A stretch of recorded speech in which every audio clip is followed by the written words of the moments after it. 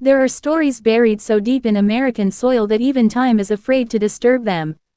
Stories whispered by the river when fog rolls in at dawn, stories that slip through the cracks of old plantation walls, stories that make the night air feel colder than it should. What you are about to hear is one of them.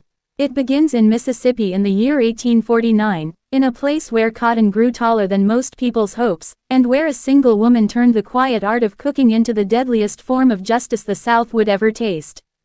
Before we begin, tell us where you are watching from and if this is your first time on the channel.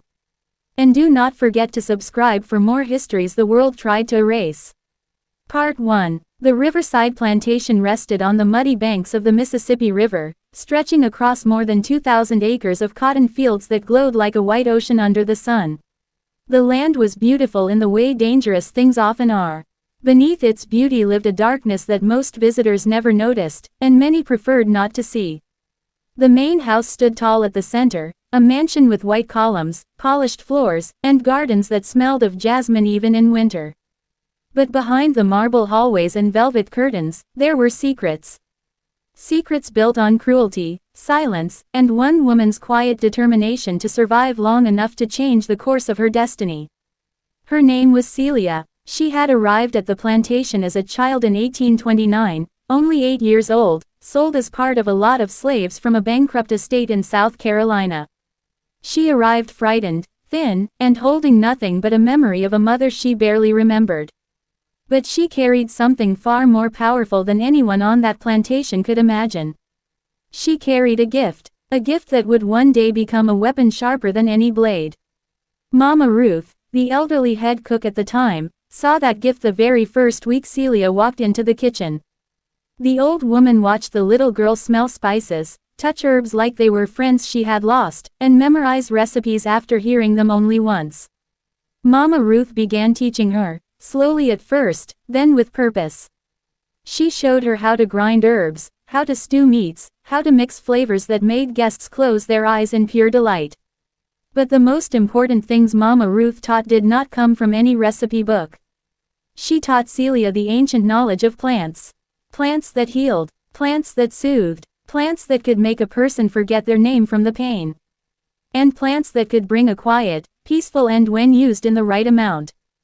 They collected herbs under the moonlight, drying them behind the smokehouse where no overseer ever bothered to look.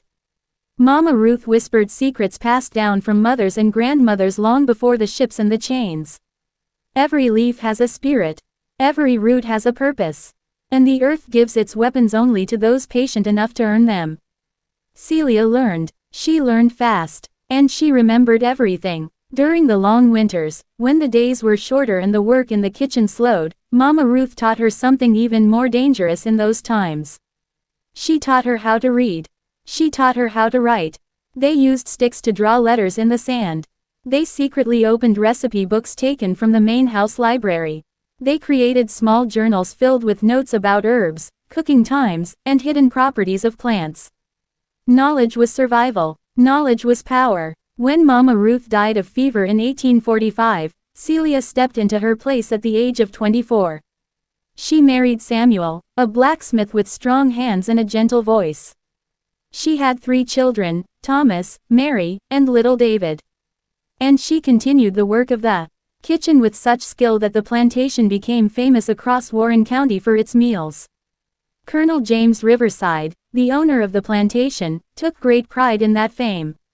He was a tall man with a face carved from stone, a man who believed that order depended on discipline mixed with small, calculated kindnesses.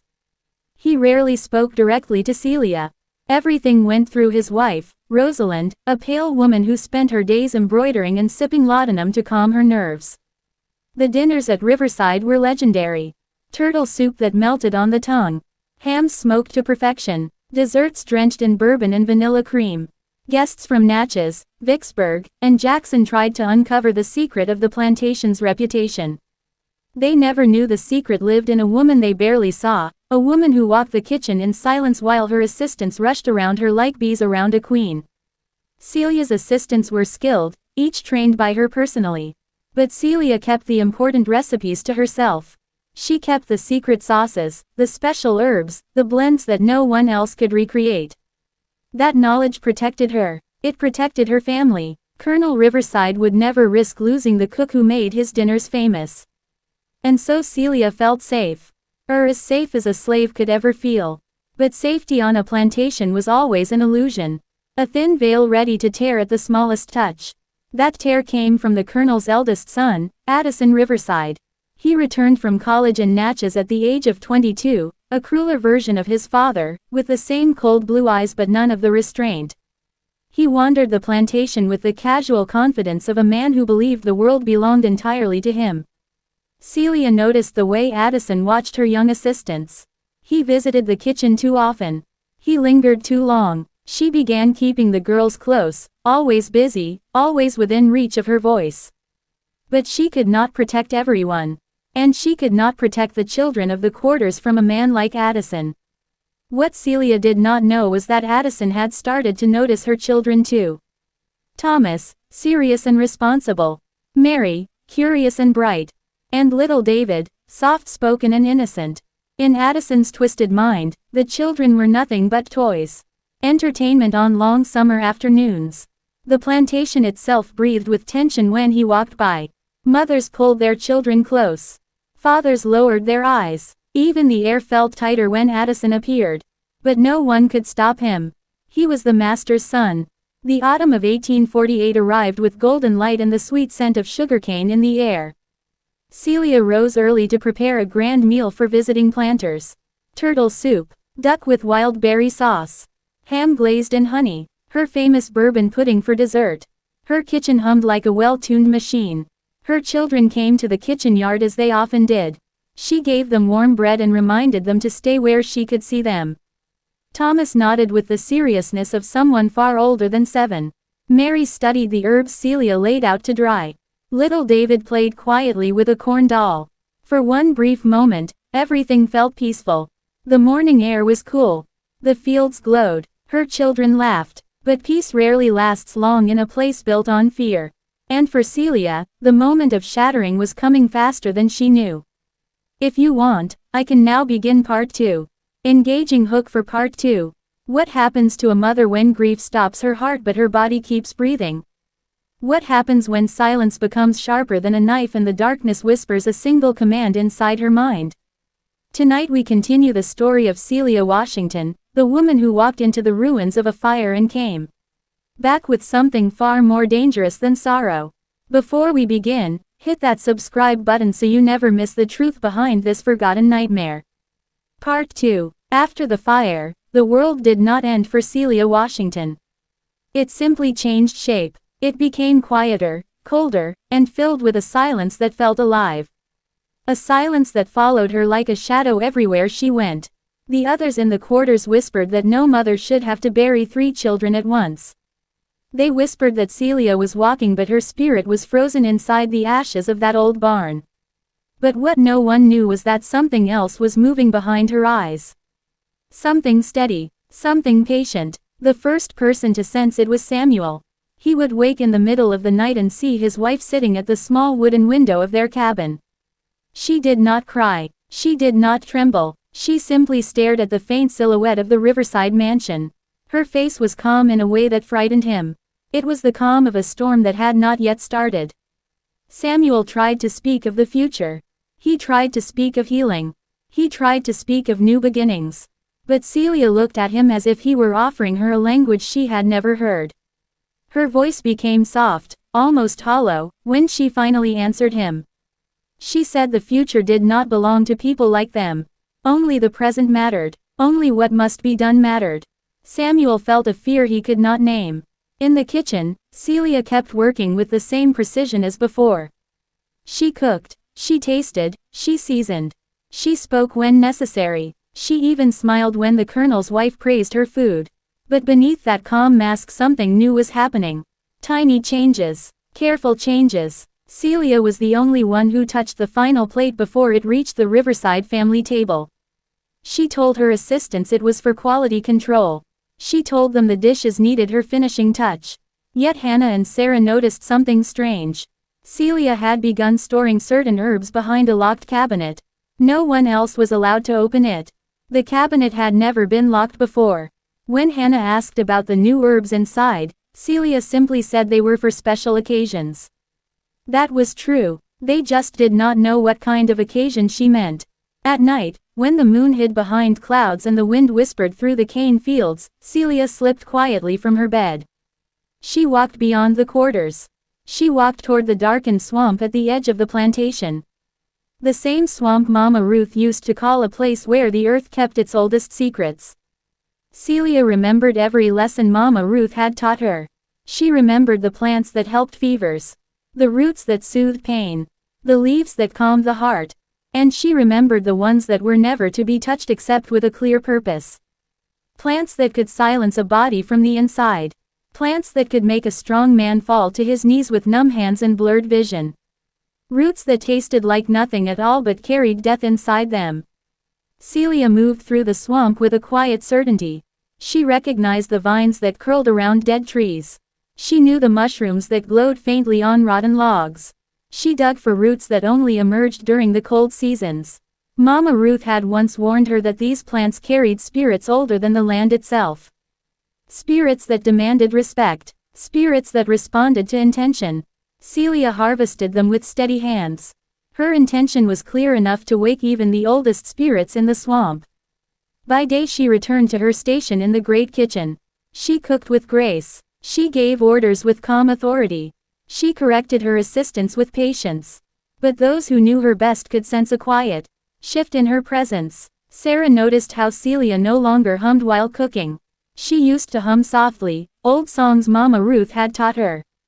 Now her work was silent, focused. Hannah saw how Celia would sometimes stare at a pot simmering on the stove as if she were watching more than food cook.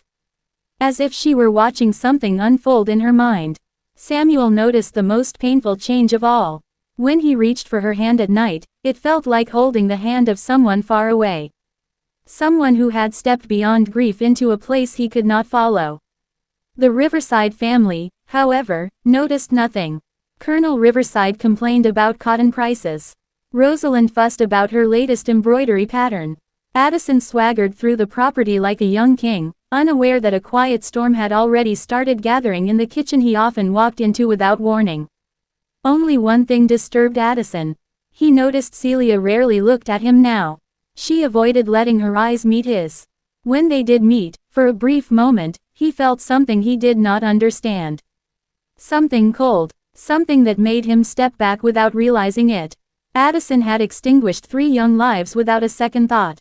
But he had awakened something he never intended to face. Celia Washington was no longer simply a cook.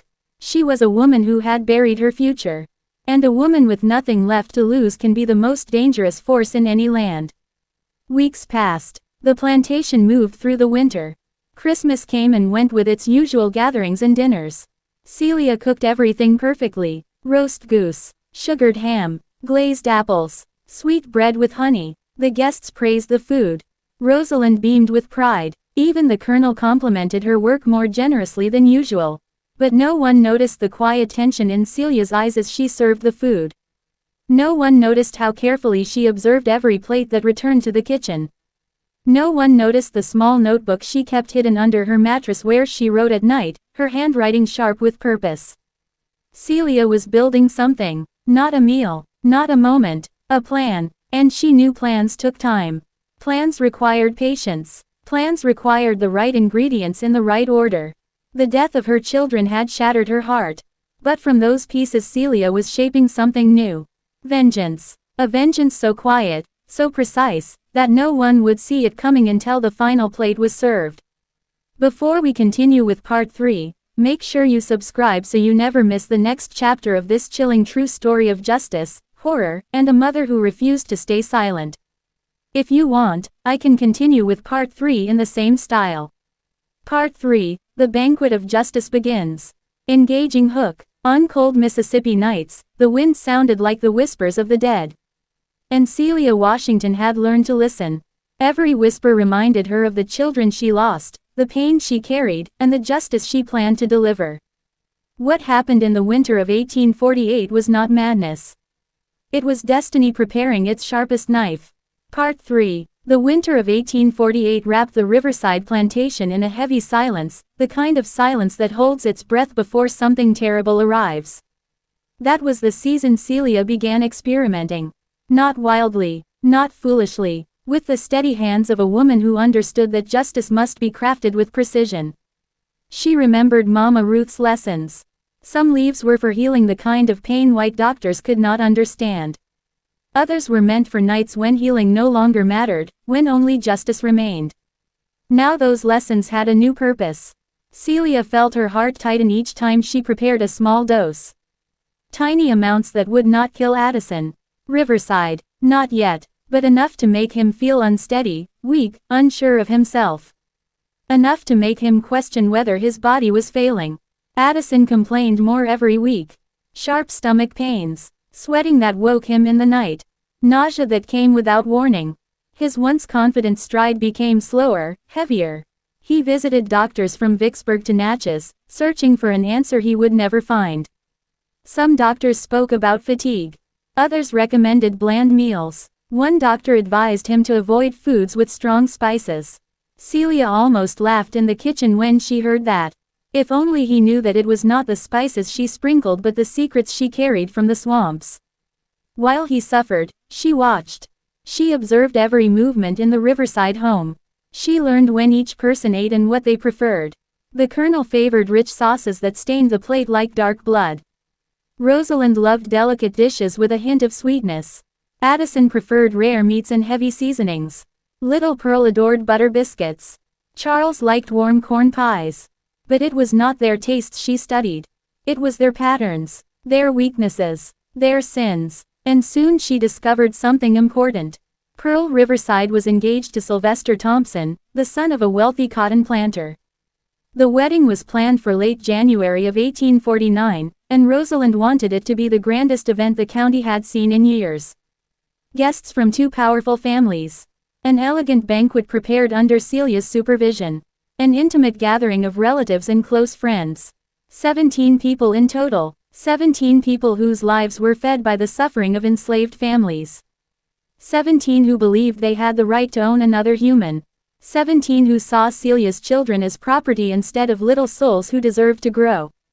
17 people who never once questioned their prosperity.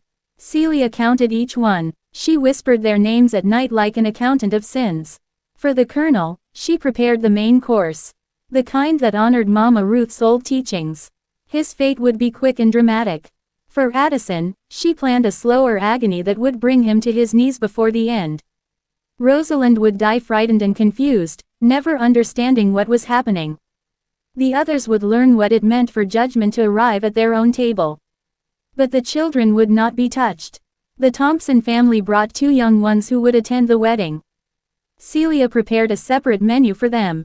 Sweet porridge, warm milk, gentle ingredients that would send them into a deep peaceful sleep. She would not stain her justice with innocent blood. During her nighttime walks into the swamp, she collected plants with soft roots and calming scents. Plants that could wrap a child in gentle rest while the world around them unraveled. By the time spring arrived in Mississippi, Celia Washington was no longer just the cook. She had transformed into something far more dangerous. A woman who had mastered patience. A woman who held knowledge powerful enough to end a legacy. A woman with nothing left to lose. Pearl Riverside's wedding would be remembered, but not for its beauty. In her final months of preparation, Celia began leaving traces of her transformation in her secret notebook. The one Mama Ruth used long ago to teach her how to read and write. Now the pages carried more than recipes. They held thoughts about silence, justice, and memory. She wrote that the powerful believed themselves invisible. That they forgot those they hurt. But the hurt never forgot them in return. Memory, she wrote, has a voice that echoes through centuries. Samuel noticed she had begun signing her notes as Celia Washington. When he asked why, she smiled softly. She said she had chosen her own name because she would soon choose her own destiny. Her tone held so much weight that Samuel said nothing more. The morning of January 27 dawned cold and bright. Frost covered the cotton fields like fine white sugar dusted over a cake. It was Pearl Riverside's wedding day. The plantation was alive with activity before the sun rose. Celia woke at 3 in the morning, calm as water in a still pond. She had waited for this day through nights of pain, anger, and determination. The kitchen looked like a battlefield headquarters. Fires roared, ovens glowed with heat, large pots simmered with rich aromas. 5 assistants worked around her, carrying trays, chopping vegetables, stirring broths. But the spices, the sauces, the special touches belonged only to Celia.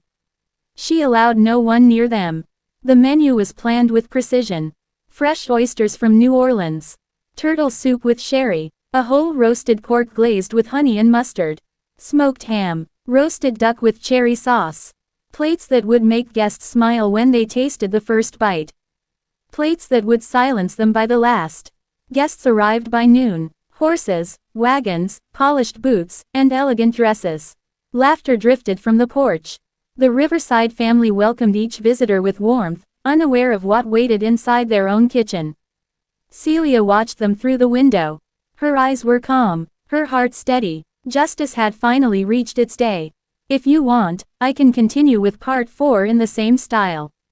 Part 4, The Wedding Feast of Shadows. Engaging hook. People say a wedding brings families together. But on that cold January afternoon, something else gathered at the Riverside Plantation. Something older than joy and stronger than fear. It moved quietly through the kitchen, hid inside the spices, and waited behind every silver spoon. The guests thought they were attending a celebration. They had no idea they were walking into their own reckoning. Part 4. By early afternoon, the wedding day had blossomed into a scene of beauty. Pearl Riverside glowed with excitement as she stepped out of the house wearing a gown that shimmered like morning frost. Guests complimented her grace and her smile. They admired the flower arrangements, the silk tablecloths, the music played by a small group of hired musicians. Everything looked perfect, but the perfection belonged to Celia. She remained in the kitchen, invisible to the guests but at the center of everything. Her assistants worked nervously around her, carrying trays and polishing silver. The aroma of roasted pork filled the air. Duck cooked slowly in the brick oven. Turtle soup simmered with sherry and spices. The entire house smelled like a celebration. Yet beneath those aromas, hidden deep inside the dishes, rested 30 years of stolen childhoods, broken families, and unspoken screams. Celia felt no tremor of doubt. Her movements were smooth, steady, almost graceful. For months she had trained her mind for this moment. Every grain of salt, every spoonful of sauce, every drop of hidden ingredient was measured with careful intention. Finally the first course was ready. Fresh oysters from New Orleans, served with the mignonette she crafted with a whisper of bitterness. She placed the trays in front of her assistants and gave them a silent nod. They carried the dishes toward the dining room where the guests had begun to take their seats. Through the kitchen doorway Celia could hear the clinking of glasses and cheerful laughter. The Thompson family greeted the Riversides warmly. The Colonel walked from table to table, shaking hands and welcoming everyone with the confidence of a man who believed he controlled all things under his roof. Celia watched him for a long moment. The Colonel looked proud and tall, his posture straight, his voice booming. He had no idea that his fate had already been sealed by the hands that prepared his favorite sauces.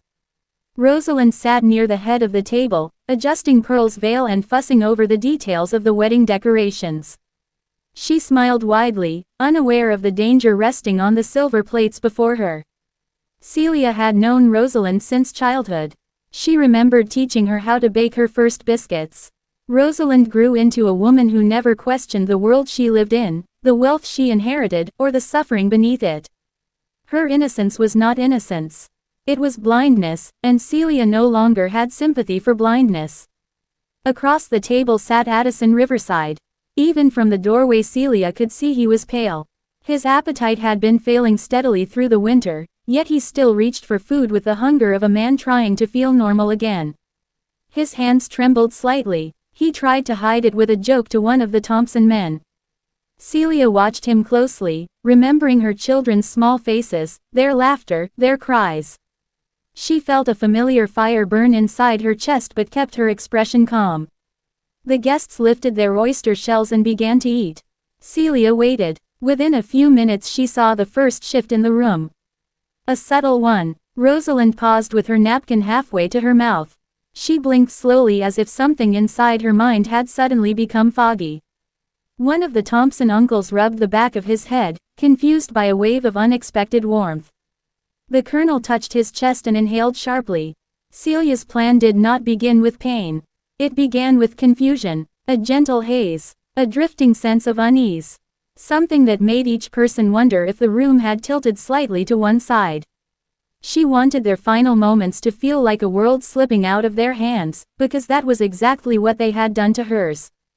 The oyster plates were cleared away, and the servants brought in the turtle soup.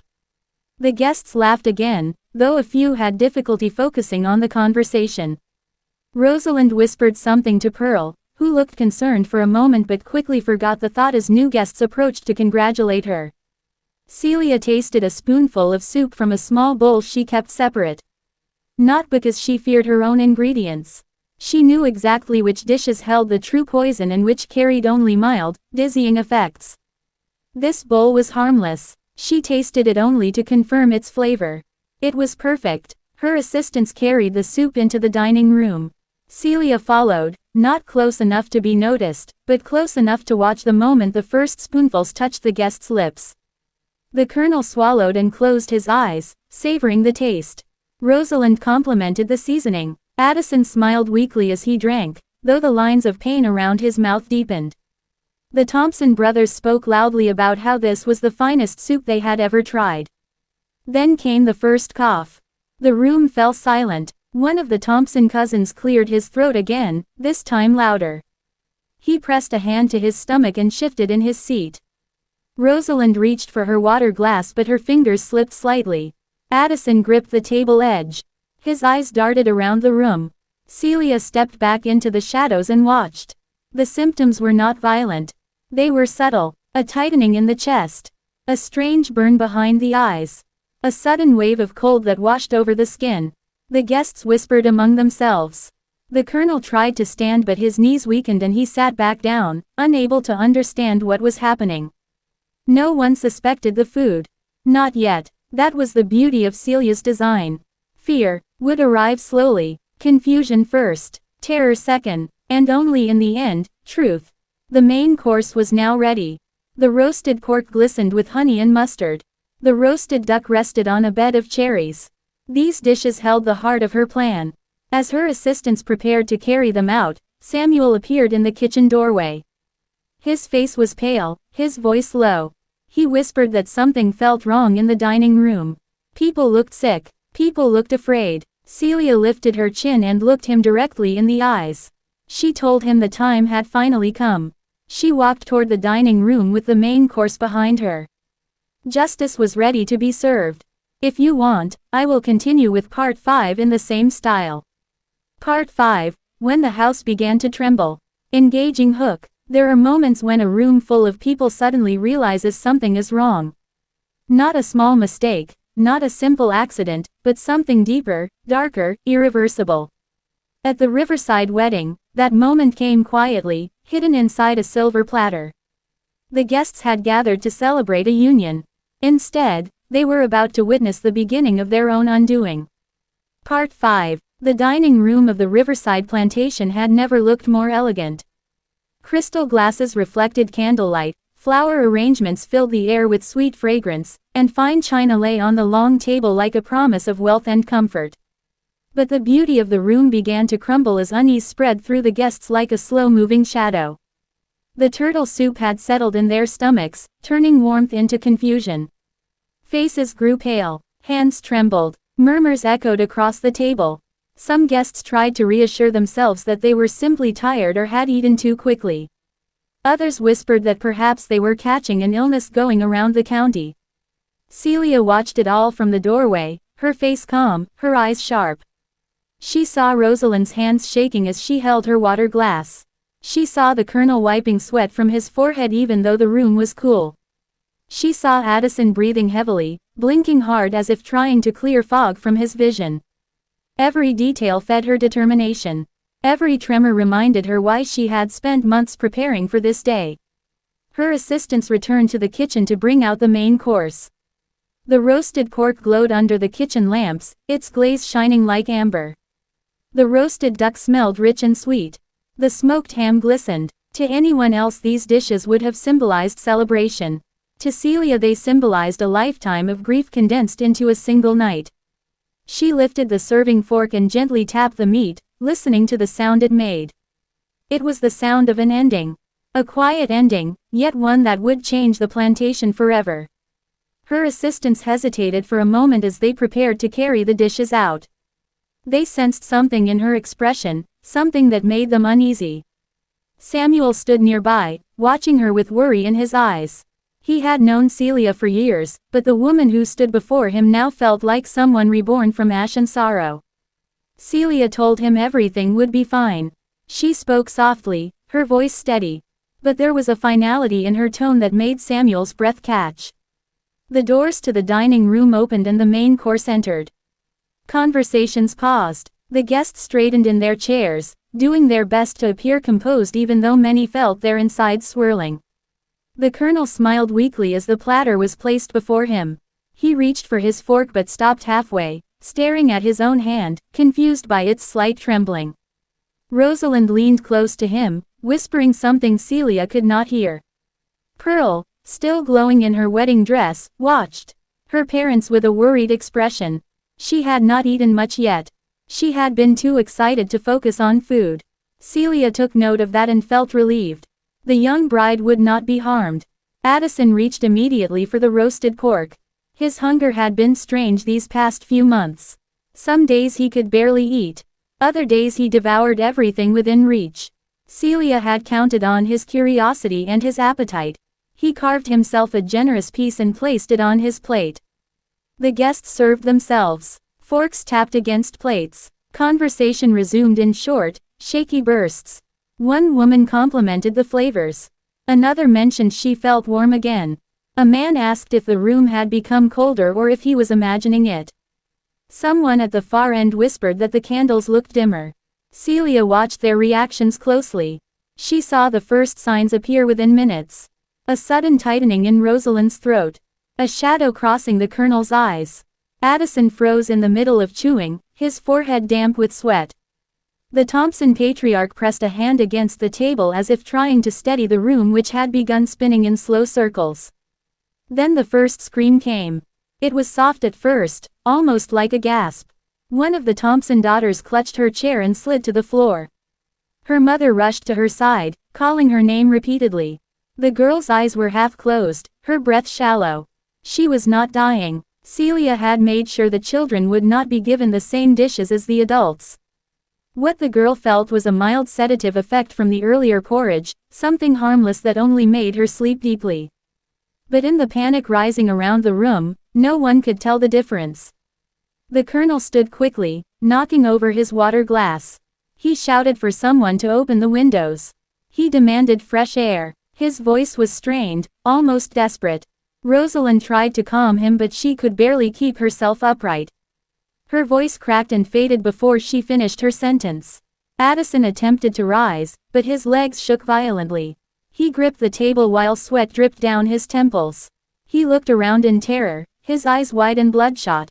For the first time since that terrible day in the barn, he looked helpless. Celia felt no sympathy. Voices clashed together. Guests cried out that they were poisoned. Others insisted it must be a sudden illness. The musicians stopped playing. The servants froze in fear. Pearl rushed toward her father, begging him to sit down, but he pushed her away in panic. Samuel turned to Celia, fear etched across his face. He asked her what she had done. His voice trembled. His hands shook. He loved her but he did not understand her anymore. He stood there torn between loyalty and disbelief. Celia answered with a calmness that made him take a step back. She told him that justice had finally begun to speak. Not the kind found in courts or books, but the kind born from broken hearts and stolen children. The colonel collapsed into his chair. Rosalind slumped beside him. The Thompson men tried to stand but stumbled like men trapped in a nightmare.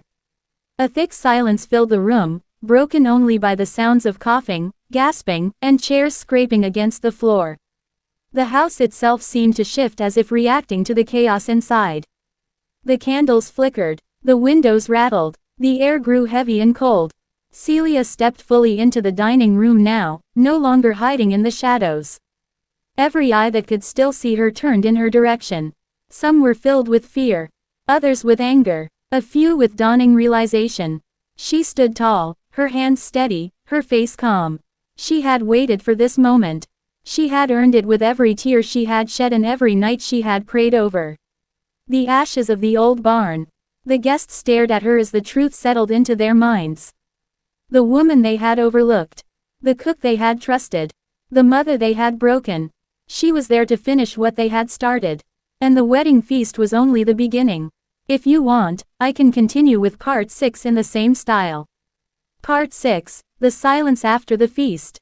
Engaging hook. Some nights the wind carries more than whispers. At the Riverside Plantation, it carried the echoes of screams that would never fade. When the banquet was over, the house seemed to breathe differently. Walls held secrets. Floors remembered every step. And in the quiet that followed, the reckoning that Celia Washington had orchestrated began to settle into its final truth. Part 6. The aftermath of the wedding banquet was unlike anything anyone at the Riverside Plantation had ever experienced. Guests who had laughed and chatted now sat frozen, staring at the plates before them as if the food had turned to stone. A hush had fallen over the room so heavy it felt like it pressed against the chest. Even the musicians who had tried to continue playing their violins now sat silent, bow still in hand, eyes wide in disbelief. Celia moved among the chaos with deliberate calm. Her face betrayed no hint of emotion. She had prepared for this moment for months, and now, as the consequences unfolded, she observed every reaction with precision. Her hands, once used to kneading dough and stirring sauces, now felt the weight of justice flowing through them. The colonel's face had gone pale, the proud line of his jaw slackened. He looked at Celia as though he were seeing her for the first time. The man who had controlled hundreds of lives, the man who had believed himself untouchable, now trembled in his chair. He clutched the edges of the table, his knuckles white, eyes darting around the room. He could not speak, and he could not comprehend the sudden collapse of his world. Rosalind's delicate features were twisted in fear. Her mind, trained for obedience and propriety, could not grasp the enormity of what was happening. She tried to rise, tried to reach her husband, tried to make sense of the sudden malaise that gripped her body. Her hands shook, and her breaths came short and ragged. Addison Riverside, the man responsible for Celia's children, sat frozen, every muscle taut with panic. The subtle poisons she had delivered through the courses had begun their work in earnest. Waves of nausea, dizziness, and terror washed over him. His appetite, always greedy, had become a curse. The arrogance that had allowed him to harm others without remorse now trapped him in his own body. Every glance he cast at Celia was filled with disbelief, fear, and something darker, recognition of the consequences of his actions. The other guests fared no better. Some cried out in sudden pain. Others stumbled, clutching their stomachs or heads. Their confusion quickly became panic. They had arrived for a wedding. They were met instead with a living nightmare that no words could explain. Celia had planned it all carefully. No one innocent had been harmed. The young Thompson children slept peacefully in a nearby room, oblivious to the terror surrounding them. Celia stepped back to the doorway and allowed herself a quiet moment to observe. The chaos, the confusion, the terror, it was all part of the design. Justice, she understood, was not a quick thing. It was a process, a reckoning that arrived slowly, through fear, through awareness, through the realization that life had a price and those who stole it would eventually pay. Hours passed. The guests began to weaken further. Some tried to call for help but found their voices caught in their throats. Others collapsed entirely, unable to stand or move. The house was filled with the sounds of moans, whispers, and shuffling feet. Celia, however, moved as silently as a shadow, guiding her assistants to ensure the children remained undisturbed and the fires in the kitchen were kept under control. Outside, the servants who had not attended the banquet watched from a distance, unsure of what was happening inside the main house. Some wondered if the family had fallen ill. Others suspected it might be something worse. None dared approach. The air itself felt heavy, as though the wind had carried the tension and wrapped it around the estate. By evening, the effects of the prepared meals reached their peak. Some guests had fainted, others were barely conscious. The proud Colonel, the elegant Rosalind, and the cruel Addison now faced the reality of their mortality. Celia moved silently among them, observing, never speaking, allowing the punishment to unfold naturally. She did not gloat, but her heart held a cold satisfaction. This was the justice that no court or law could provide. When the last of the guests had succumbed to the effects, silence fell over the dining room. The only sound was the soft crackle of candle flames and the faint wind rattling the windows.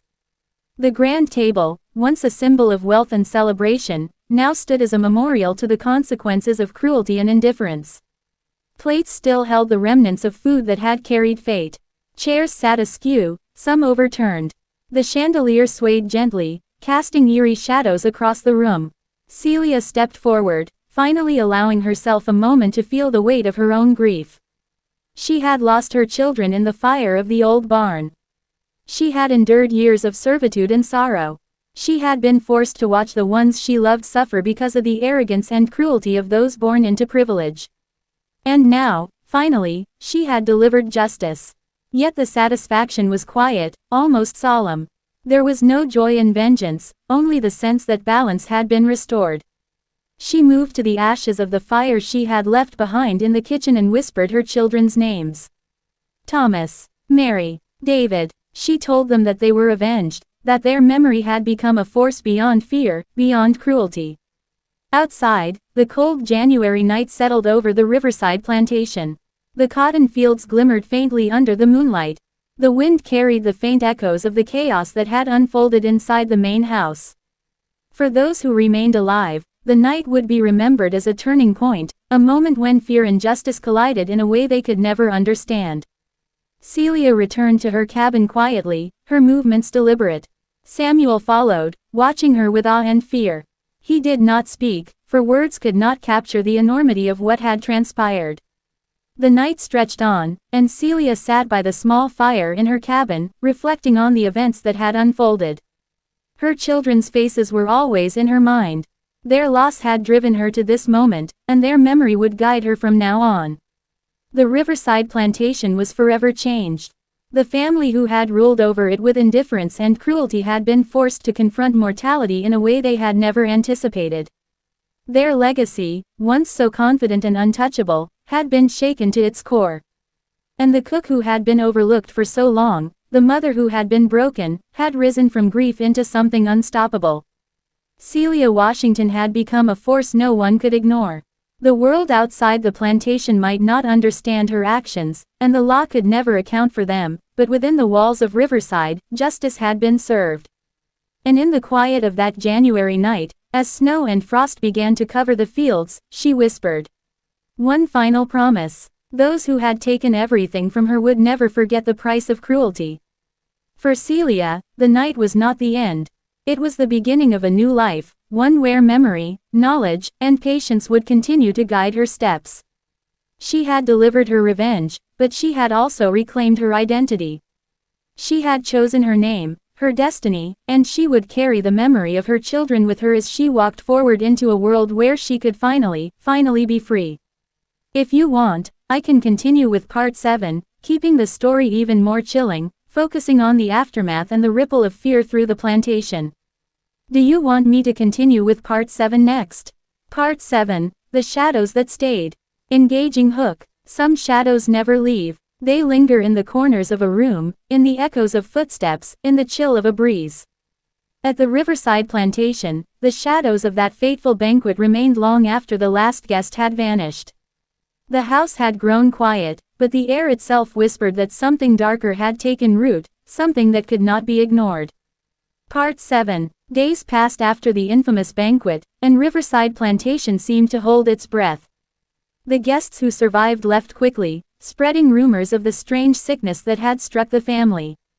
Whispers of poison, curses, and unseen forces traveled like wildfire through the counties of Mississippi. Some claimed it was divine retribution. Others blamed spirits that haunted the old plantation. No one suspected the quiet cook who moved with measured calm, her eyes holding secrets deeper than the Mississippi itself. Inside the main house, life appeared to return to normal. Candles burned in their sconces. Curtains swayed gently in the wind. The grand halls, once filled with laughter and conversation, now felt hollow. Every room seemed to remember the horror of that night. Celia Washington walked through them carefully, observing, listening. She had done what needed to be done, yet the echo of grief and vengeance lingered like smoke. The colonel had survived, but he was a changed man. His once proud posture was now stooped. His eyes no longer carried the cold authority they once did. He moved through the house silently, barely speaking, haunted by a fear he could not name. Rosalind, pale and frail, had grown quiet as well. She wandered from room to room, murmuring prayers under her breath, trembling at every sound. Addison had retreated entirely. He barely ate and could not sleep. Celia watched him from a distance, noting every twitch, every restless movement, every sign of fear. Outside, the cotton fields swayed in the winter breeze. The sky hung heavy with clouds, and a gray light bathed the plantation in an unwelcoming glow. The workers, freed from attending to the banquet preparations, whispered among themselves about what had occurred. Some were frightened, some relieved, and some simply wondered if the house itself had become dangerous. No one approached Celia, but everyone felt her presence. She was no longer just the cook.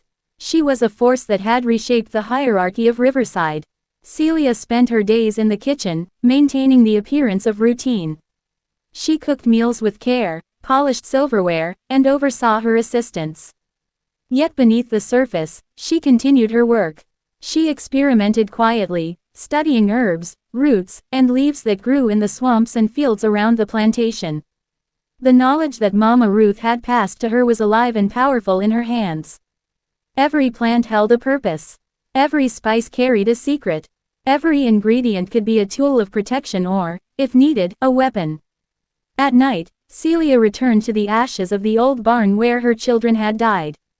She knelt in the cold earth and whispered to them. Her words were promises, not of vengeance anymore, but of memory. She would carry their names, their faces, and their laughter into every action she took. Her grief had transformed into purpose. It was no longer raw and chaotic. It had become a careful, measured strength. The Riverside family could feel it even if they did not understand it. At first, they attributed the subtle shifts in the household to chance. Candles flickered when no wind blew. Chairs creaked in empty rooms. Distant footsteps echoed when the halls were empty. Portraits of ancestors seemed to watch more closely than before. Even the dogs were restless, growling at nothing visible, refusing to settle. Fear had seeped into the walls themselves. Addison's torment grew each night. He could not sleep, haunted by visions of the banquet and the inexplicable sickness that had gripped him. Every sound in the house made him jump. Every shadow seemed to move toward him. He avoided the kitchen, avoided his mother and father, and rarely spoke to Pearl. He had begun to understand that the power he had once wielded over others could no longer protect him. The scales had shifted, and for the first time in his life, he was helpless. Celia remained calm through it all. She did not gloat, but she did take note of every reaction. Every fear was a confirmation that justice had not only been delivered but had taken root in the very atmosphere of Riverside. She observed patterns in their behavior, noting what had changed permanently.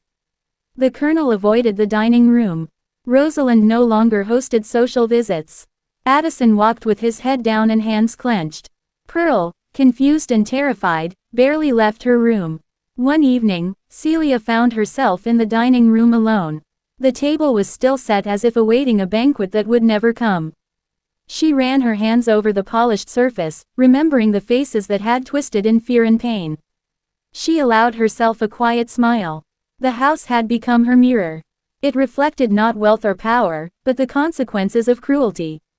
Outside, the night was silent. No animals stirred, no wind blew, only the distant river whispered. Celia moved to her cabin and opened her secret notebook, the same one where Mama Ruth had taught her the first letters. She wrote carefully, recording the changes in the family, the observations of their fear, the lessons she had learned. Each page was a testament to the power of patience, to the force of knowledge, and to the inevitability of justice. Samuel watched her silently. He had stood by her through sorrow and grief, but even he could not fully understand the depth of her transformation. Her eyes held something that belonged neither to the living nor the dead. Her hands, which once nurtured life, now carried the memory of death and the precision of strategy. He feared her power but revered it. The plantation workers whispered of strange events in the days and weeks after the banquet. Objects moved on their own. Rooms grew colder for no reason. The family seemed smaller, diminished by fear. Some claimed to see a woman in the windows, a dark figure who watched silently. Others said they heard murmurs in empty hallways. The word spread quietly, and soon, even distant neighbors avoided Riverside when the sun set. Celia never left the plantation. She no longer needed to. Her power was no longer physical or visible. It lived in the house itself, in the herbs she cultivated, in the knowledge she carried, and in the terror she had inspired. The plantation was hers in every way that mattered. She had transformed tragedy into strength, grief into authority, and sorrow into justice. As the nights grew longer and the frost touched the cotton, Celia continued her silent patrols. She tended the fields, collected herbs, and spoke to her children's memory in whispers only the wind could carry. Riverside was quiet, but it was never peaceful. The house had become a living monument to what happens when cruelty is met with patience, knowledge, and an unyielding will. No one would ever forget the events of January 1849. No one would ever forget the shadow that now ruled Riverside. Celia Washington had rewritten the rules of the estate, and she had done so in a way that left no doubt about the consequences of cruelty. Every corner of the plantation, every wall, every floorboard remembered what had happened. And so did she. Celia knew the work was not over. Fear could fade, curiosity could bring danger, the living could make mistakes.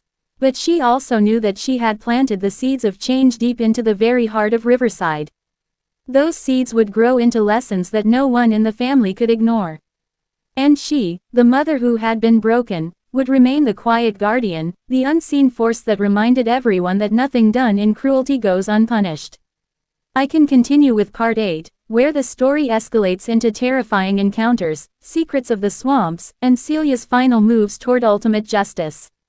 Do you want me to create part 8 next? Part 8, Whispers in the Swamp. Engaging hook. Some secrets are buried deep, hidden where no light reaches. At Riverside, the swamps surrounding the plantation held stories older than the cotton fields and darker than the river itself.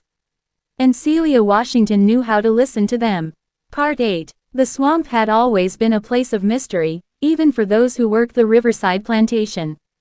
Its dark waters reflected twisted trees, and its fog crept like living silk across the muddy banks.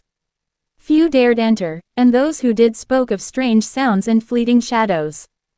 Celia walked through it like a queen on her own territory, moving quietly, her hands brushing over roots and vines she knew were potent, her eyes scanning the ground for the plants she needed. Since the banquet, the plantation had been quiet but tense. The surviving Riverside family moved through their days like ghosts, haunted by memories and whispers of the events that had unfolded. But Celia had not yet finished her work. The swamps held ingredients and secrets that no one else could understand. Some could soothe, some could harm, and some carried the power to make even the strongest tremble. Celia knelt by a shallow pool, examining a small cluster of crimson moss. Its roots were delicate, yet she knew they contained toxins that could provoke fever and hallucinations. She picked carefully, placing each strand into her woven basket. Every plant she collected had a purpose, every herb a role in the quiet orchestration of justice she had begun months before. Night fell quickly over the swamp, and the fog thickened. Sounds that had seemed distant during the day now came closer, whispers of wind over water, the cry of an unseen bird, the snap of a twig beneath some unknown foot. Celia paused, listening. These were not ghosts, not yet. But the swamp had its own memory, and tonight it seemed to acknowledge hers.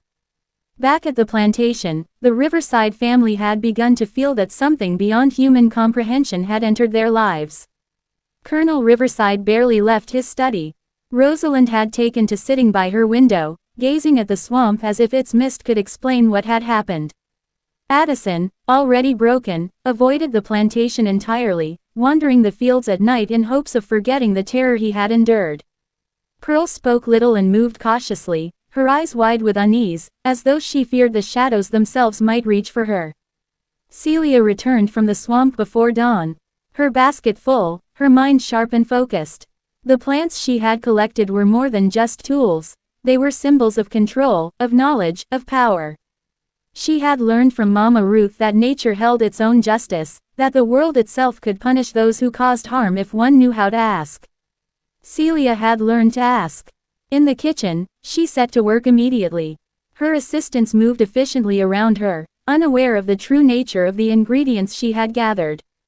Celia measured, ground, and infused, creating concoctions that would linger in the air and in the memory of anyone who tasted them.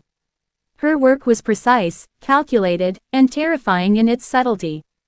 Meanwhile, rumors of the wedding banquet's horror had spread throughout Warren County. Neighbors whispered of Riverside's curse. Merchants avoided the estate. No one dared visit, and letters that once arrived daily now slowed to a trickle. The family's social status had begun to crumble.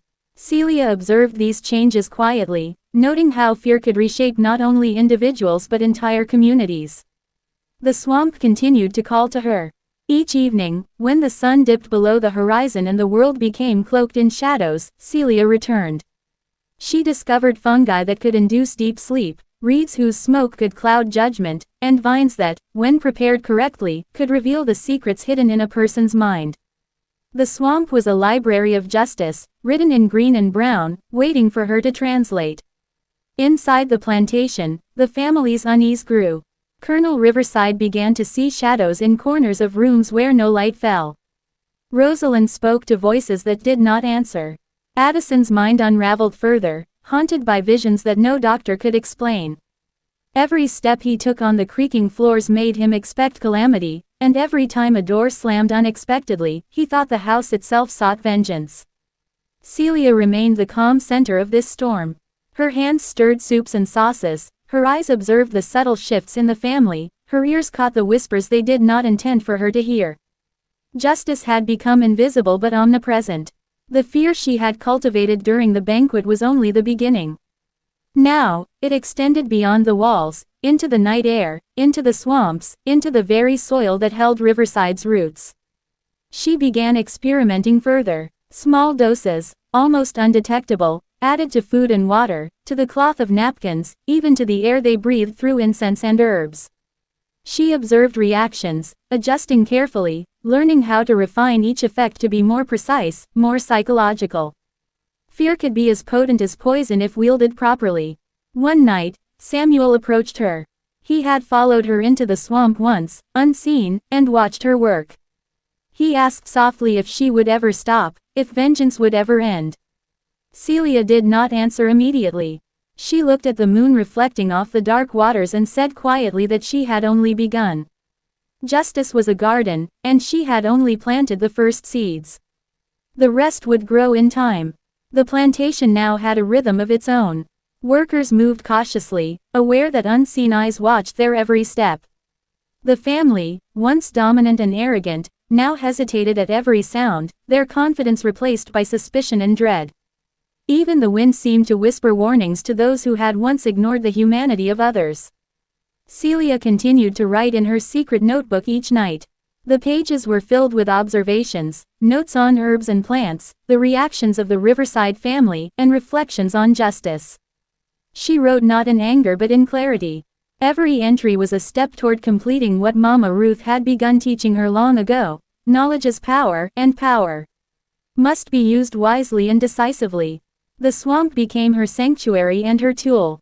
She moved through it like a shadow, unseen, understood only by the plants and the night itself. Every expedition added to her arsenal, and every discovery allowed her to weave fear, sickness, and confusion into the daily lives of those who had wronged her. Riverside was no longer a place of wealth or celebration. It was a living lesson in consequence. As winter ended, Celia knew that the final chapters of her plan were approaching.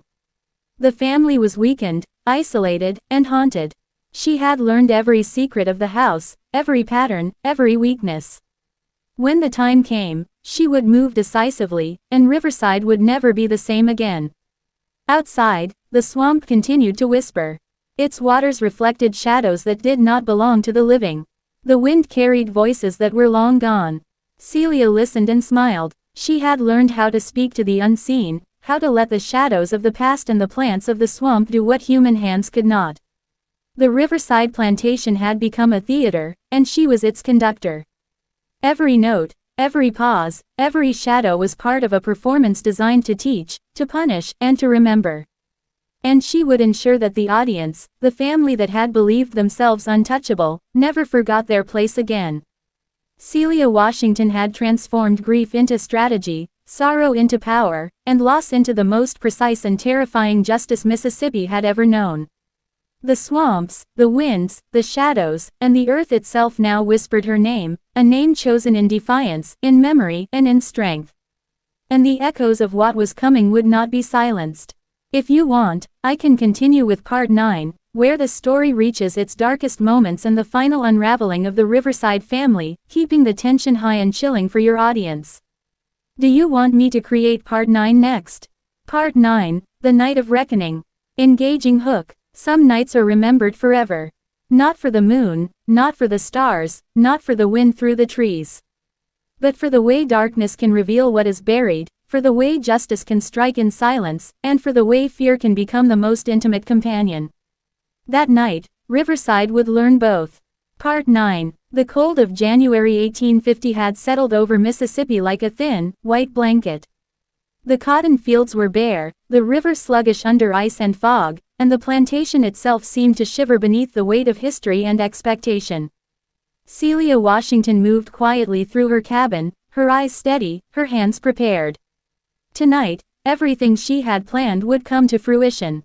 She had waited for months, watching every movement of the Riverside family, noting every weakness, every fear, every secret. The swamps had given her more than herbs and roots. They had given her timing, understanding, and the knowledge that the land itself could aid her. Celia had become a master of shadows, a keeper of secrets, and now she was the force no one could see but everyone would feel. Colonel Riverside was in the study, pacing the floor, muttering under his breath. His once sharp mind now felt the dull ache of guilt and fear. He could not sleep. Every shadow looked like a hand reaching for him, every distant sound made him flinch. Rosalind, frail and trembling, sat by the window, staring into the darkness, her hands clutching the folds of her gown as if holding herself together.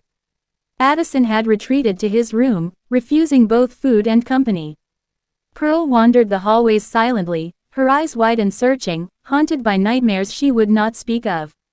Celia had prepared the evening carefully. Each dish, each tray, each cup was infused with purpose. Not all of it was deadly. Some were designed to make the mind unravel, some to make the body betray its owner, some to create visions of memory and fear.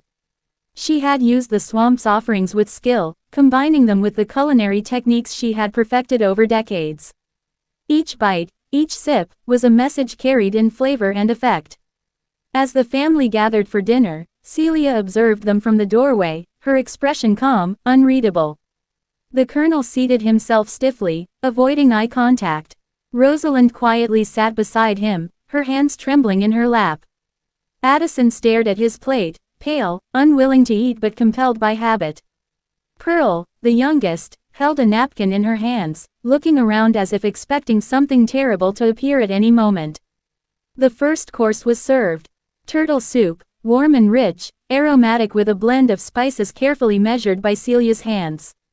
Each family member took a spoonful, unaware that the herbs within would stir discomfort, awaken memories of misdeeds, and sharpen the fears that lingered in their minds. The flavors were exquisite, distracting the senses while the invisible work of justice began. Colonel Riverside coughed, subtly at first, then more insistently. His stomach churned. He frowned, muttering complaints about indigestion. Rosalind's hands shook as she sipped her wine, an unusual chill creeping down her spine. Addison tried to hide the sweat forming at his temples, his chest tightening with anxiety that had no clear cause. Pearl, confused, placed a hand on her stomach, a strange nausea making her eyes water. Celia moved silently behind her assistants, checking the final preparations for the main course. The roasted pork, glazed with honey and mustard, smelled heavenly. Yet hidden beneath the glaze were elements that would evoke panic, disorientation, and fear in the Colonel. The side dishes carried subtler effects, influencing perception, slowing reaction, and creating a sense of doom that would not lift until the night was over. Outside, the wind whispered through the trees and across the fields. The fog rolled closer, blanketing the plantation in a gray silence. Even the river seemed to hold its breath. Within the house, the family remained unaware that every sensation, every stomach twinge, every racing heartbeat was a part of Celia's plan. As the main course was served, the effects deepened. Colonel Riverside's hands shook, spilling gravy onto the tablecloth. Rosalind's vision blurred, and she dropped her napkin, unable to grasp it again. Addison's body convulsed slightly, a dry sweat covering his brow, and he gritted his teeth to remain seated. Pearl's knees wobbled beneath the table, and she clutched her father's arm, seeking comfort in a place that no longer offered safety. Celia watched, her face serene. Each bite, each movement of the family, confirmed the precision of her work. This was not chaos. This was order. This was justice served with the patience, knowledge, and love that only someone who had lost everything could command. Hours passed, the dining room a stage of subtle terror.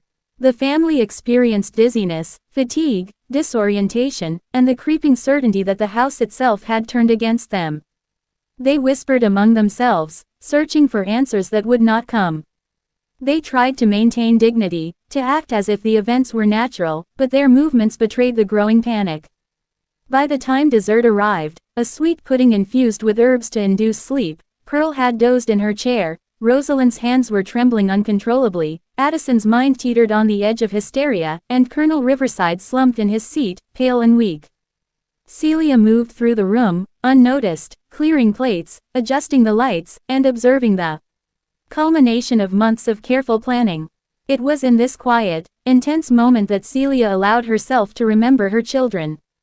She thought of Thomas, Mary, and David, of their laughter, their innocence, and the cruelty that had stolen them. The memory was sharp and painful, but it fueled her resolve. The Riverside family's suffering was not entertainment. It was a reflection, a mirror held up to the cruelty they had inflicted on others. By midnight, the house was eerily silent. The family, broken and humbled, could no longer speak coherently. Their movements were sluggish, haunted by the sensations Celia had introduced. She ensured they were cared for enough to survive but remained under her control, each of them fully aware that the balance of power had shifted irreversibly. Samuel stood beside her quietly, observing the final moments of the operation. He had been her witness and her partner, understanding her grief but not fully grasping the depth of her transformation. Together, they cleaned the kitchen, organized herbs and tools, and ensured nothing would reveal her methods to anyone else. Outside, the fog thickened, wrapping Riverside Plantation in a blanket of secrets. The swamps whispered to Celia, acknowledging her mastery, carrying the memory of what had occurred into the land itself. Riverside had changed forever, and its inhabitants understood, even if they could not articulate, that a new order existed. Celia Washington had completed the penultimate step in her plan. The family had been humbled, punished, and reminded of the power of knowledge and patience. But she knew the final act was still to come. The house would remember, the swamps would remember, and she, the mother who had been broken and reforged, would continue to guard the legacy of justice she had claimed as her own. The night of reckoning had passed. The Riverside family was changed. The plantation would never again feel safe for those who had inflicted cruelty. And Celia, quiet and methodical, understood that the shadows she had learned to command were now her allies, her witnesses, and her eternal companions. The echoes of that night would continue to ripple through Riverside for generations. No one who had witnessed it could ever forget the taste of fear, the touch of justice, and the presence of a woman who had transformed grief into power and silence into absolute authority. Celia Washington had rewritten Riverside forever. And the final chapter, the one that would seal the plantation's story in history and horror alike, was waiting for the coming months to unfold. If you want, I can now create part 10. the final part, where the story reaches its climax, with complete resolution, ultimate justice, and the chilling conclusion for the YouTube audience. Do you want me to write Part 10 next? Part 10, The Riverside Reckoning. Engaging hook. Some nights demand an ending. Some stories build to a moment so powerful that silence itself trembles. Riverside Plantation had been haunted for months, but the final night was approaching. A night when grief, justice, and darkness would meet, and no one would leave the same. Part 10. The first frost of 1849 had turned the cotton fields into pale waves under a cold sun. Riverside Plantation seemed quiet, almost serene, but anyone who walked its halls could feel the tension, a taut wire of fear vibrating through the air. The family, broken by the invisible hands of justice, moved cautiously, haunted by memories and sensations they could not explain. Celia Washington observed everything from the kitchen, her calm presence hiding the storm that had grown within her since the loss of her children. She had waited for the right moment, understanding that patience was as powerful as any poison or herb. Every detail mattered. Every step they took, every breath they drew, was part of the preparation. Her experiments with the swamps, plants, her careful study of the family's habits, and her meticulous control of every meal had all led to this night. The family was gathered in the dining room once again, unaware that tonight would be unlike any other. The table was set with fine china, candles flickering and casting shadows that danced across the walls. The menu was rich and elaborate, seemingly a gesture of normalcy, but each dish contained layers of intention. Not one detail had been left to chance. Colonel Riverside sat at the head of the table, his hands trembling slightly as he poured himself a glass of wine. Rosalind, still fragile and haunted, avoided eye contact with anyone. Addison sat stiffly, a deep unease pulling at his gaze, while Pearl shifted nervously in her chair. The family was quiet, tense, aware that something was different but unable to name it. Celia moved through the room like a shadow, serving the courses herself. Each dish was infused with careful combinations of herbs and plants from the swamps. Some would induce confusion and terror. Others would reveal fears long buried in their memories. The effects were subtle at first, almost imperceptible, like whispers in the back of the mind. The colonel's hand shook as he reached for the roasted pork. He felt a sudden chill, though the room was warm. Rosalind's vision blurred, and she rubbed her eyes, seeing shapes that weren't there. Addison's pulse raced, his stomach tightening, a fear he could not explain gripping his chest. Pearl tried to remain composed, but her breath came faster, and her hands trembled. Celia watched quietly. The work of months was finally bearing fruit. Her grief, her rage, and her knowledge were now visible in the reactions of the family. Justice was no longer invisible. It was in the air they breathed, in the food they consumed, and in the shadows that moved just beyond the light. Hours passed. The family's unease grew. Conversations stumbled, sentences faltered, and laughter became impossible. Every movement seemed dangerous, every shadow threatening. The plantation itself seemed alive, responding to Celia's will, the whispers of the swamp guiding her hand. Outside, the wind carried a cold, eerie presence. The fog rolled in, curling around the estate like a protective shroud.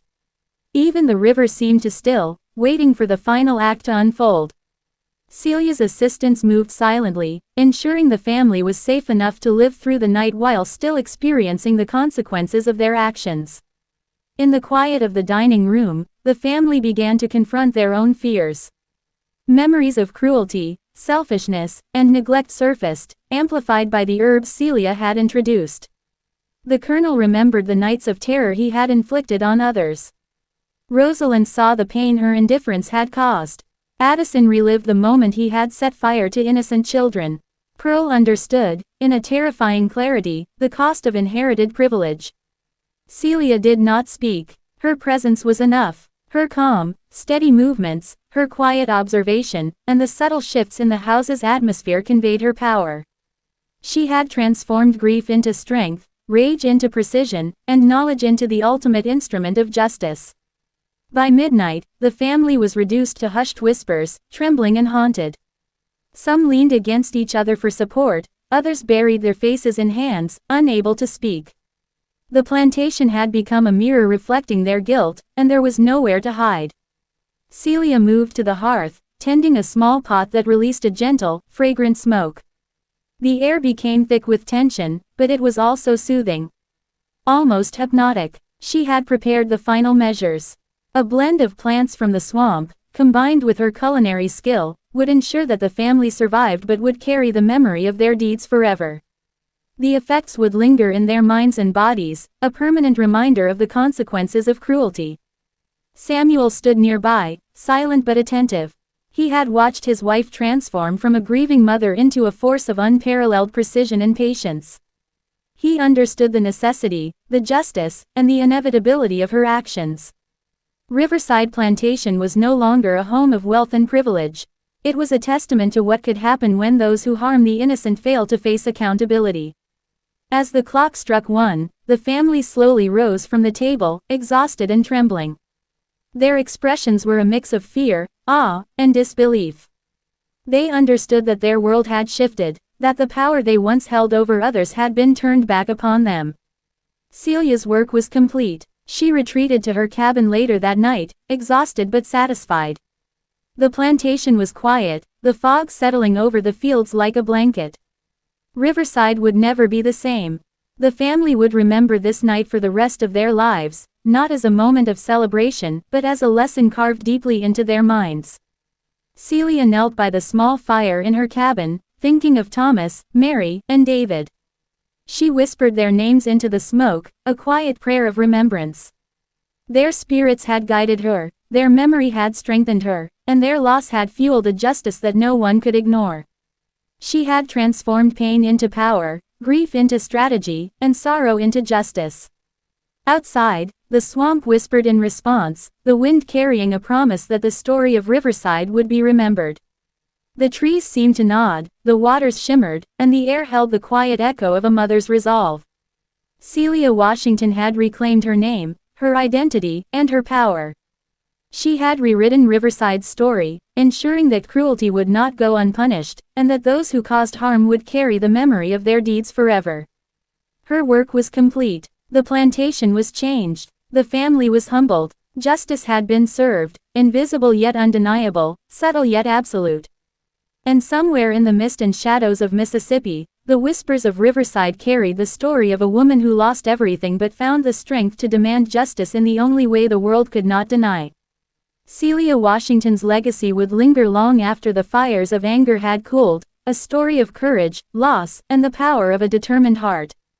If you want more chilling stories like this one, stories that history tried to forget, subscribe to our channel. Share this story with your friends and family so they too can discover the dark secrets hidden in the past. Leave a comment below with your thoughts and let us know which part of Celia Washington's journey shocked you the most. Don't miss the chance to explore history's shadows with us.